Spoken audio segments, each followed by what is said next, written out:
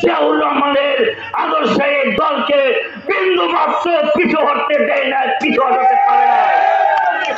পাহাড়ের মতো দাঁড়িয়ে আছে, পাহাড়ের মতো দাঁড়িয়ে আজকেও আমরা সেই স্লোগানটা দিচ্ছি।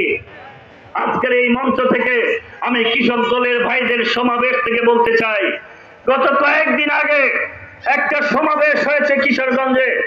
যেই সমাবেশটা আমাদের কিশোরগঞ্জের প্রশাসনের ভাইদের অনেক কষ্ট হয়েছে পাহারা দিয়ে সমাবেশটা করতে।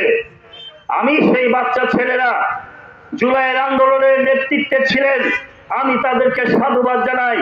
এই সন্তানরাই আগামী দিনে আমাদের নেতৃত্বে আসবে, এই সন্তানরাই জাতীয়তাবাদী ছাত্র দলের নেতৃত্বের সাথে তাল মিলিয়ে জাতির নেতৃত্ব দেবে।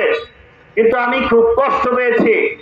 কষ্ট আমার এই জন্যে, সেই সমাবেশে চিহ্নিত যারা ওয়াসিম মুগ্ধ সাইদের উপর গুলি করেছে, আমাদের কিশোরগঞ্জের আব্দুল্লাহর উপর গুলি করেছে, অস্ত্র হাতে নিয়ে আমাদের সন্তানদেরকে হত্যার জন্য গুলি করেছে, আমাদের বোনদের উপর অত্যাচার করেছে, সেই ছাত্রলীগ যুবলীগের নামদারি অনেক ফ্যাসিস্টকে আমরা সেই সমাবেশে দেখেছি। আমি দুঃখ ভারাক্রান্ত হৃদয়ে আজকে বলতে চাই, আজকের পত্রিকায় এসেছে 3 জন যুবলীগের নেতাকে বহিষ্কার করা হয়েছে। মুজিব কুট পরেও অনেকে চলে এসেছে।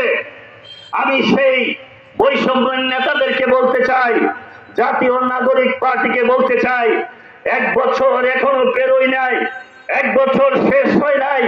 আমরা 17 বছর হাসিনার মতো ফ্যাসিস্টের বিরুদ্ধে আন্দোলন করেছি, রক্ত দিয়েছি, জীবন দিয়েছি। জীবন দেওয়ার মানে কি এটা হতে পারে 1 বছরের মধ্যেই হাসিনার সেই দালালরা আপনাদের সমাবেশে আসবে আর আপনার দাঁড়িয়ে দাঁড়িয়ে তা দেখবেন?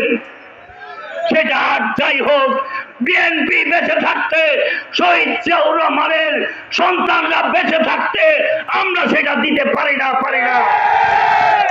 তাই আমি এনসিপির নেতৃবৃন্দকে সাবধান করতে চাই, রাজনীতি করো, তাতে আমাদের দুঃখ নেই, কথাবার্তা কিন্তু সাবধানে বলতে হবে। যার তার সম্বন্ধে কথা বললে আমরা কিন্তু সবকিছু সহ্য করব না।